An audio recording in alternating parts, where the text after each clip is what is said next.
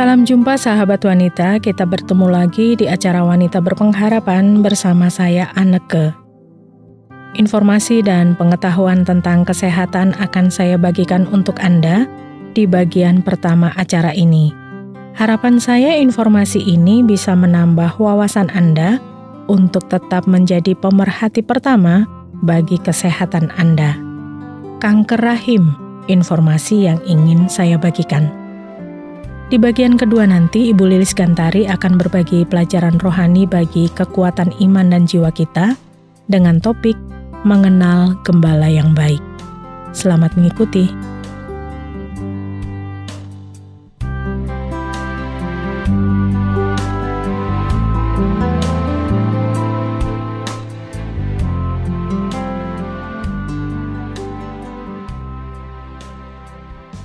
Sahabat wanita, Ibu Rumi punya kisah tentang dirinya yang agak mengagetkan sekaligus menakutkan. Ibu Rumi berusia 65 tahun dan tinggal bersama kedua putrinya. Suatu hari ia menemukan ada darah pada bagian kemaluannya. Ibu Rumi pun segera pergi ke rumah sakit dan menceritakan pada dokter tentang semua yang dialami. Dokter menyarankan supaya Ibu Rumi menjalani beberapa jenis tes untuk memastikan apa yang terjadi. Dokter spesialis yang menangani kesehatan tubuh dan organ reproduksi wanita, atau yang kita kenal dengan ginekologis, menangani Ibu Rumi untuk melakukan pemeriksaan rahimnya.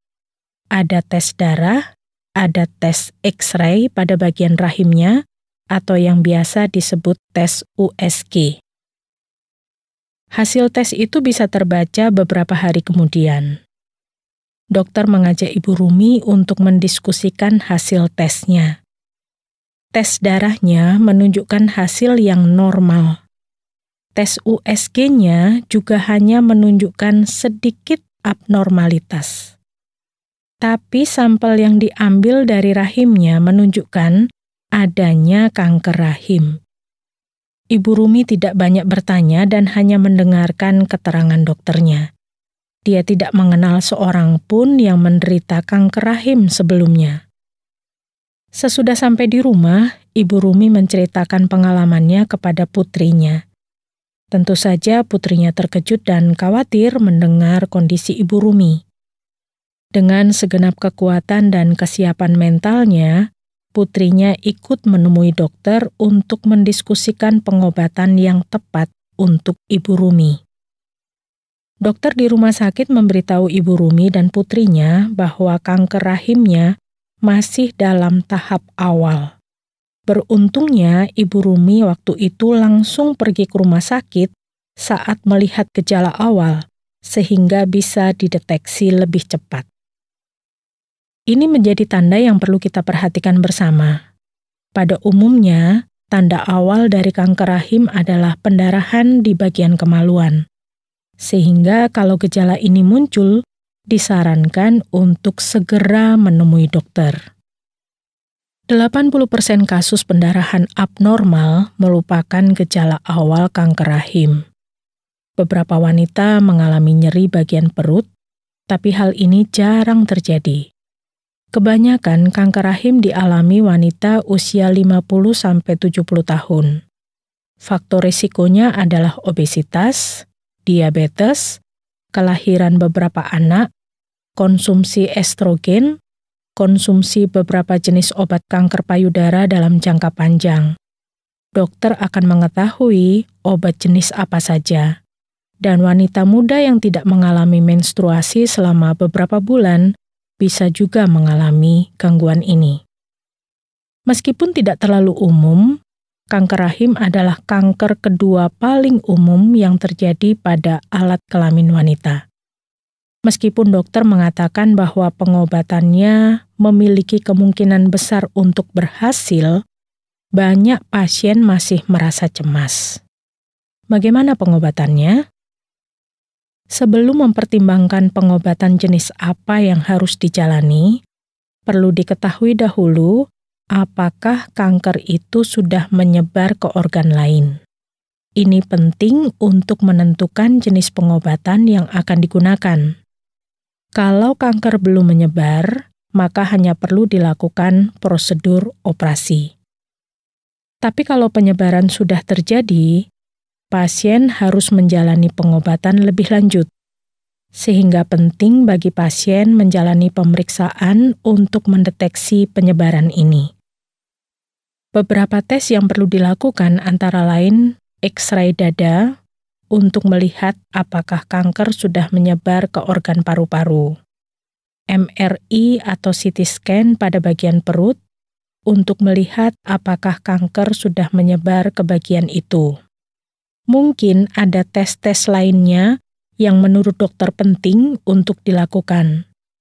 Setelah semua tes sudah dilakukan dan hasilnya sudah keluar, saat itulah dokter bisa menentukan pengobatan yang tepat untuk dijalani pasien. Ada 3 jenis prosedur yang bisa dilakukan untuk menolong pasien kanker rahim. Yang pertama adalah operasi. Operasi dilakukan dengan cara mengangkat rahim serta tabung rahim pasien. Operasi ini biasanya memakan waktu beberapa jam.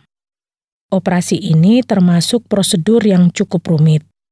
Setelah operasi, pasien juga harus beristirahat total selama beberapa minggu.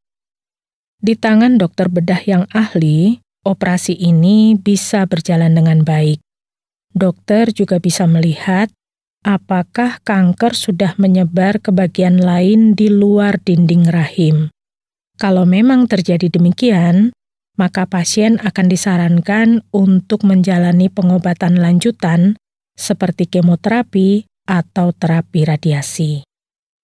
Meskipun pengobatan-pengobatan ini bisa menyebabkan ketidaknyamanan, bahkan rasa sakit bagi pasien, tetap saja hal ini penting untuk dilakukan. Mengapa? Karena dengan menjalani pengobatan, pasien punya kemungkinan besar untuk sembuh. Dalam beberapa kasus di mana pasien tidak bisa sembuh, pengobatan ini juga bisa mengurangi rasa sakit pasien serta memperpanjang usia pasien dibandingkan pasien yang tidak menjalani pengobatan. Pada umumnya, akan muncul efek samping dari pengobatan maupun radiasi yang dialami pasien. Tapi efek ini bisa diminimalisir dan kebanyakan pasien memilih untuk tetap melakukan pengobatan lanjutan setelah operasi. Kalau seorang wanita segera pergi menemui dokter ketika melihat gejala awal berupa pendarahan, maka kemungkinan besar kanker itu belum menyebar ke organ lain dan pasien bisa pulih secara total. Sama halnya dengan Ibu Rumi. Dokter bisa memberitahunya bahwa kankernya belum menyebar dan bisa diangkat sepenuhnya dengan operasi. Dia juga tidak perlu menjalani terapi radiasi atau pengobatan lanjutan lainnya.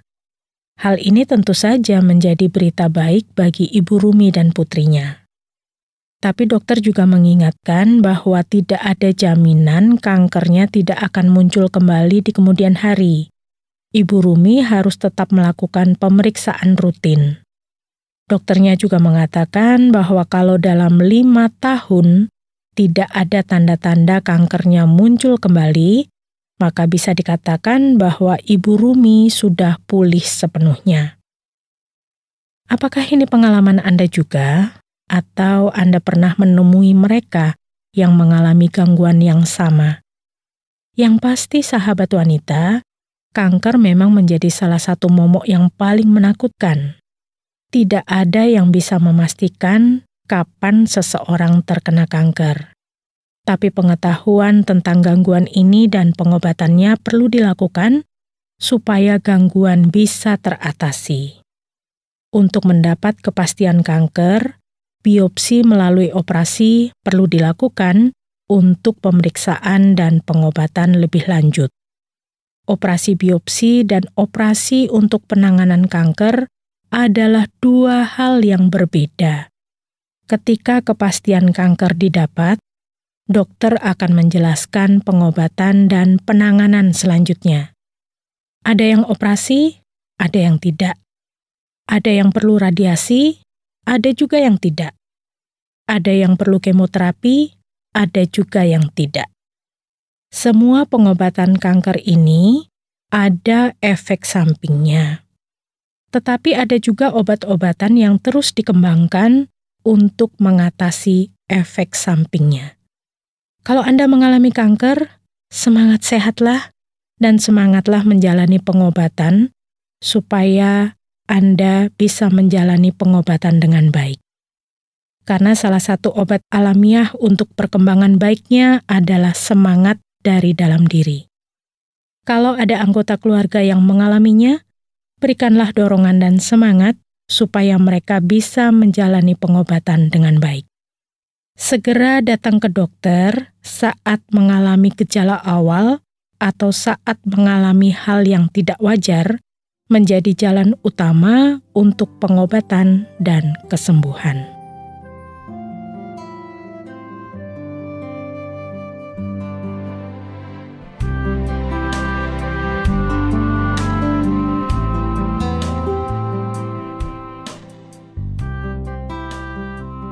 Sahabat wanita, sekalipun agak menakutkan, saya benar-benar berharap informasi tentang kanker rahim yang sudah kita dengar bersama bisa menambah wawasan kita waspada terhadap kesehatan diri kita, dan kita bisa menolong mereka yang mengalami gangguan ini. Mengenal gembala yang baik akan menjadi topik pelajaran jiwa kita yang akan disampaikan oleh Ibu Lilis Gantari. Selamat menyimaknya setelah sebuah lagu berikut ini.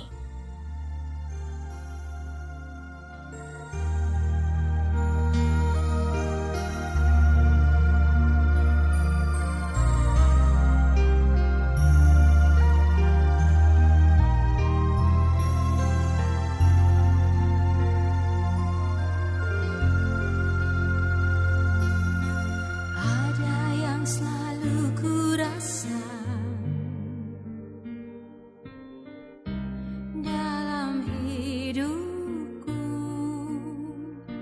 betapa kasih-Mu besar bagiku ketika ku lemah, ketika aku terluka.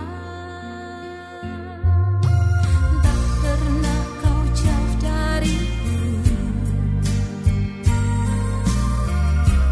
Yesus Tuhanku. Terangnya firman-Mu arahkan langkahku ketika ku terlena di dalam nikmat dunia.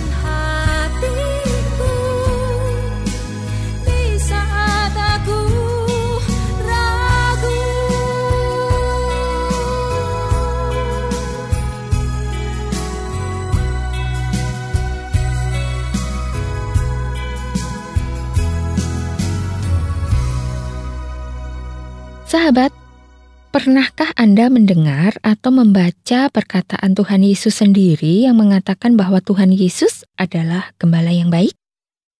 Syukurlah bila Anda sudah membacanya sendiri dan mempercayainya. Bagi Anda yang belum pernah mendengar atau membaca, hari ini saya akan membacakannya untuk Anda.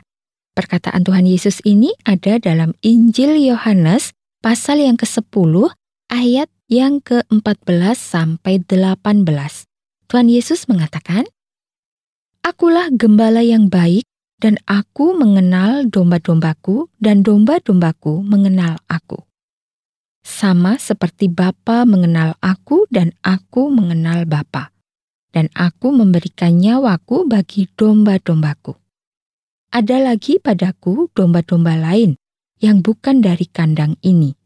Domba-domba itu harus kutuntun juga, dan mereka akan mendengarkan suaraku, dan mereka akan menjadi satu kawanan dengan satu gembala. Bapa mengasihi aku, oleh karena aku memberikan nyawaku untuk menerimanya kembali. Tidak seorang pun mengambilnya daripadaku, melainkan aku memberikannya menurut kehendakku sendiri. Aku berkuasa memberikannya dan berkuasa mengambilnya kembali. Inilah tugas yang kuterima dari Bapa-Ku." Sahabat, semoga Anda bahagia mendengar perkataan Tuhan Yesus ini.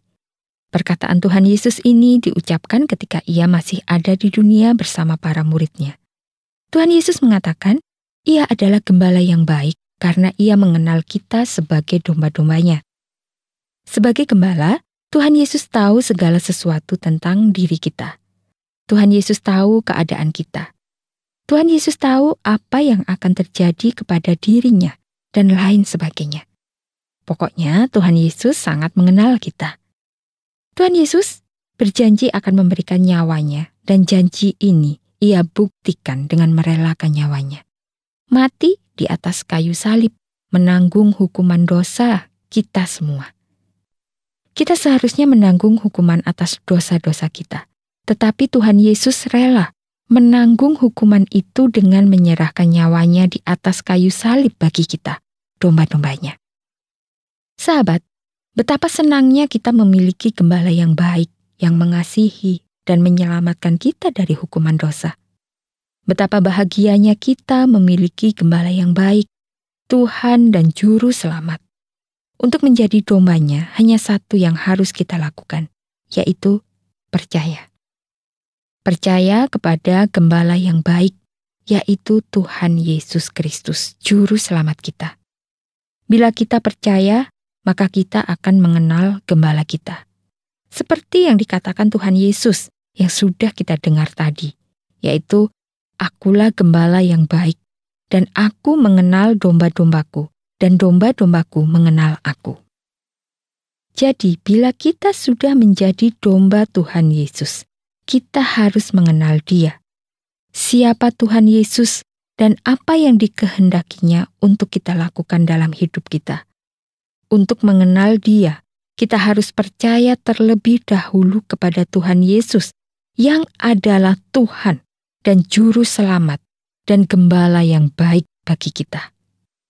Setelah percaya kepada Tuhan Yesus, kita akan dibimbing untuk mengenal Dia lebih dalam lagi, supaya kita sungguh-sungguh mengenal Dia dengan benar. Sahabat, bila kita mengenal Tuhan Yesus dengan baik, maka kita juga akan melakukan apa yang diinginkannya, dan tentu kita bisa memberi pernyataan siapa gembala kita yang baik itu. Bahkan, kita juga bisa mengungkapkan perasaan kita kepada gembala yang baik itu melalui lagu atau penyembahan yang kita naikkan. Seperti Raja Daud yang melukiskan Tuhan sebagai gembala. Kita bisa membaca tulisan Daud yang sangat terkenal dalam Mazmur pasal yang ke-23 yang berjudul Tuhan adalah Gembalaku.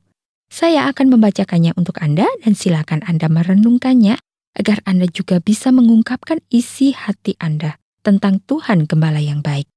Raja Daud mengatakan, "Tuhan adalah gembalaku, takkan kekurangan aku. Ia membaringkan aku di padang yang berumput hijau. Ia membimbing aku ke air yang tenang. Ia menyegarkan jiwaku. Ia menuntun aku di jalan yang benar oleh karena nama-Nya. Sekalipun aku berjalan dalam lembah kekelaman, aku tidak takut bahaya, sebab Engkau besertaku. Gadamu dan tongkatmu itulah yang menghibur aku. Engkau menyediakan hidangan bagiku di hadapan lawanku. Engkau mengurapi kepalaku dengan minyak. Pialaku penuh melimpah. Kebajikan dan kemurahan belaka akan mengikuti aku seumur hidupku, dan aku akan diam dalam rumah Tuhan sepanjang masa. Sahabat, nyanyian Raja Daud ini membuktikan bahwa Daud sangat mengenal Tuhan. Daud merasakan kasih sayang-Nya, perlindungan-Nya, berkat-Nya, dan Daud berjanji akan diam di rumah Tuhan sepanjang masa. Ini artinya Daud mau selalu dekat dengan Tuhan. Bagaimana dengan Anda? Apa yang ingin Anda katakan atau ungkapkan tentang Yesus adalah gembala yang baik? Apakah Anda ingin menulis nyanyian seperti Raja Daud? Atau menulis puisi? Silakan. Seandainya Anda tidak bisa menulis nyanyian atau puisi, Anda bisa mengatakannya dalam hati Anda untuk Tuhan. Tuhan pasti akan senang bila Anda bisa mengungkapkan isi hati Anda tentang Tuhan Gembala yang baik. Oleh sebab itu, penting sekali mengenal dan merasakan kebaikan Sang Gembala yang baik, yaitu Tuhan Yesus Kristus. Saya akan menutup renungan ini dengan membacakan kembali ucapan Tuhan Yesus mengenai dirinya sebagai Gembala yang baik. Tuhan Yesus mengatakan, "Akulah Gembala yang baik, dan aku mengenal domba-dombaku, dan domba-dombaku mengenal aku. Sama seperti Bapa mengenal aku dan aku mengenal Bapa, dan aku memberikan nyawaku bagi domba-dombaku. Ada lagi padaku domba-domba lain yang bukan dari kandang ini. Domba-domba itu harus kutuntun juga, dan mereka akan mendengarkan suaraku, dan mereka akan menjadi satu kawanan dengan satu gembala. Bapa mengasihi aku, oleh karena aku memberikan nyawaku untuk menerimanya kembali. Tidak seorang pun mengambilnya daripadaku, melainkan aku memberikannya menurut kehendakku sendiri. Aku berkuasa memberikannya dan berkuasa mengambilnya kembali. Inilah tugas yang kuterima dari Bapa-Ku." Tuhan memberkati Anda. Amin.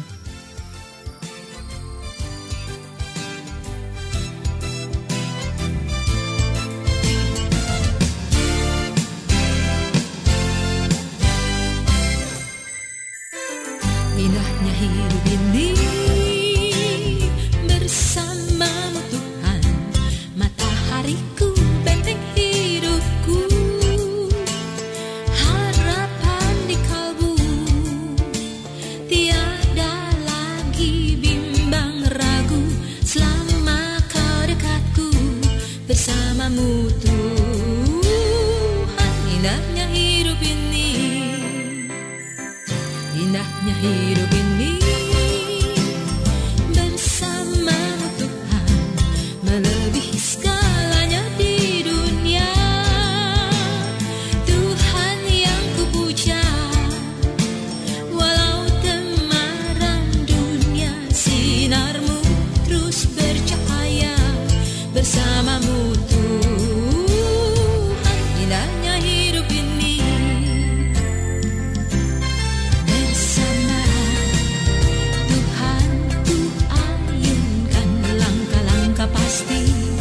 Bersama Tuhan, ku jalin nada-nada kasih, melewati gunung dan lembah, tangan yang perkasa menjaga. Makin dekat aku padanya, makin ku rasakan kasihnya, makin nyata ku miliknya pribadi. Sahabat wanita, akhirnya sampai juga kita di penghujung acara Wanita Berpengharapan. Wanita Berpengharapan akan hadir lagi di waktu yang akan datang dengan informasi dan pelajaran yang baru lagi. Kalau Anda punya pertanyaan, mau menanggapi acara ini, atau ingin berbagi pengalaman hidup, silakan kirimkan kepada kami, Wanita Berpengharapan, bisa melalui SMS atau WhatsApp di nomor 081 333 777 386. Sekali lagi di nomor 081 333 777 386. Saya Anneke mohon diri, sampai jumpa.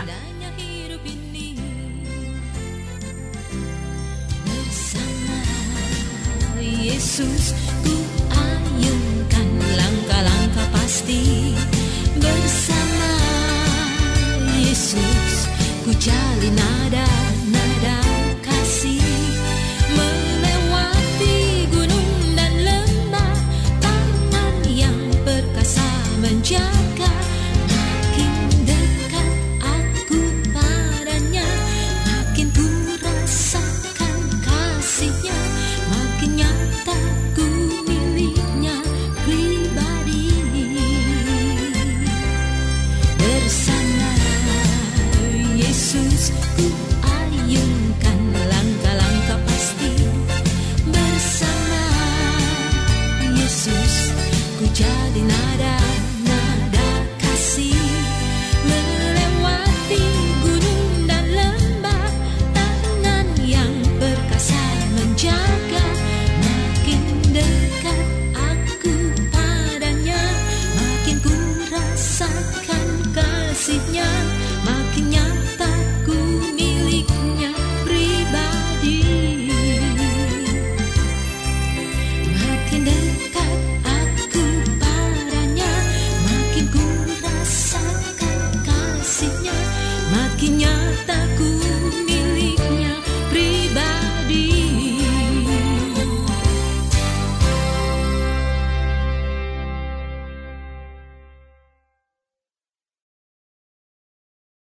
Terima kasih Anda sudah mengikuti program kami. Jika Anda diberkati, jangan lupa like, komen, dan share supaya Anda tidak ketinggalan setiap program terbaru kami.